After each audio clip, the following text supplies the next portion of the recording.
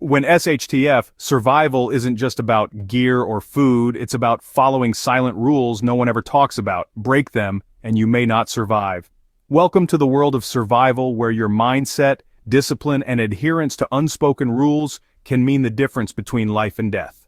These rules aren't found in manuals or on flashy survival gear packaging. They're passed down through generations of survivors, each one learning from the last, each one understanding that survival is not a game of chance, but a test of endurance, strategy, and cunning. These 10 silent rules we're about to uncover are not for the faint-hearted. They require commitment, a clear head, and an unwavering resolve. And remember, the last rule, the one we'll reveal at the very end, is one that almost no prepper thinks about. But underestimate it, and it may decide everything. Rule number 1, never be the loudest person. In survival, noise and visibility equal danger. Now this might be surprising. After all, isn't survival about being seen and heard? In some situations, yes, but in a survival scenario, being the loudest often means drawing attention to yourself. And attention can be dangerous. The more you're noticed, the more likely you are to become a target. So stay low, stay quiet, and keep your movements subtle. Remember, the aim is to survive, not to perform. Moving on to rule number 2, trust is earned slowly. It's natural to want to connect with others, to share resources and information. But in a survival situation, revealing your supplies too soon can put you at risk. Trust is a precious commodity, and like any commodity, it must be earned over time. So, be cautious about who you trust with your secrets. Share sparingly and only when you're sure. Let's talk about rule number 3, move like a shadow. This is also known as the gray man principle. The idea is to blend in, to become so unremarkable that you're practically invisible. In other words, be the gray man. Don't stand out. Don't draw attention. Just blend in with your surroundings. Now, this isn't about being timid or fearful. It's about being smart and strategic. The less attention you draw, the safer you'll be. And finally, we come to rule number 4, don't waste calories. In a survival situation, your body is your most valuable asset. Every action you take, every decision you make should serve a purpose. This could be as simple as choosing to walk instead of run, or as complex as deciding when and how to hunt for food. Remember, your energy is finite. Every calorie burned is a calorie you'll need to replace. So make every action count.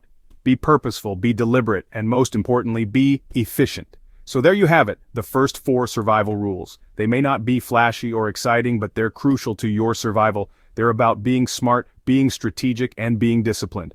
They're about understanding the reality of survival and adapting to it. Remember, survival isn't just about gear or food, it's about mindset, it's about discipline, and it's about following these silent rules that no one ever talks about.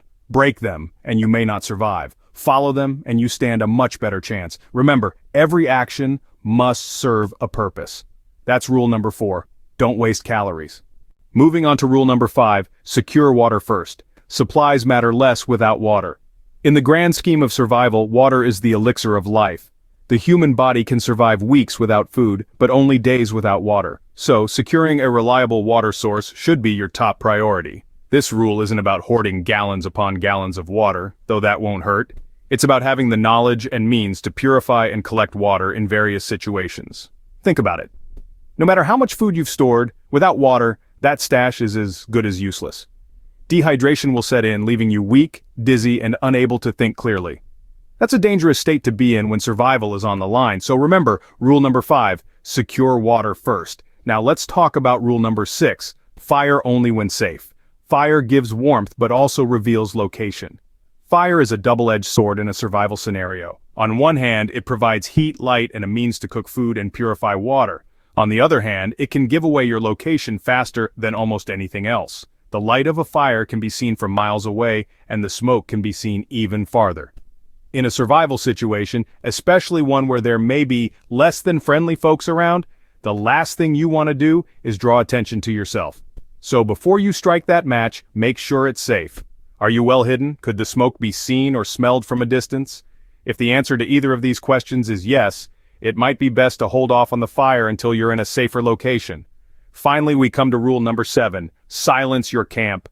Voices, clanging pots, even flashlight use draws danger. Noise travels. In the quiet of a post-disaster world, even the smallest sounds can carry far and wide, attracting unwanted attention. This rule is about maintaining a low profile and avoiding unnecessary noise. This means keeping voices low, handling equipment carefully, and even controlling the light you emit. Yes, even the light from a flashlight can be seen from a distance and give away your location. Remember, in a survival situation, stealth is your friend. The less attention you draw to yourself, the safer you'll be. And that means making your camp as silent as a ghost town. So there you have it, rules number 5 through 7. These rules are all about securing your basic needs while staying under the radar. They're not glamorous or exciting, but they're essential. Remember, survival isn't about being the hero, it's about being the one who makes it through, who survives. And these rules, as silent and unspoken as they may be, are a big part of that. Stay tuned for the next set of rules, and remember, rule number 7, silence your camp, voices, clanging pots, even flashlight use draws danger. If you're still watching, you're serious about survival. You understand that it's about more than just stockpiling gear or hoarding food. It's about playing by the silent rules that can make the difference between life and death. It's a game of wit, discipline, and patience, and we're here to guide you through it. The world of survival isn't an easy one to navigate, but you're not alone on this journey. By subscribing to a small-town prepper, you're joining a community of like-minded individuals who are committed to being prepared for any situation. We're dedicated to uncovering and sharing the secrets of survival that could make all the difference when it matters most. From practical tips to mind-bending strategies, our videos are crafted with one goal in mind: to help you survive and thrive, no matter what comes your way. Subscribe to a small-town prepper so you don't miss the next survival secrets that could save your life. Now, let's move on to rule number 8. Always have 2 exits. Never trap yourself, whether you're bugging in or bugging out. This principle is as old as time itself, yet often overlooked in the heat of the moment. It's the reason why fire codes mandate 2 exits in buildings. It's the reason why military strategists always plan for multiple retreat paths. It's all about options. When you are in a survival situation, options can mean the difference between life and death. Let's say you've bugged in.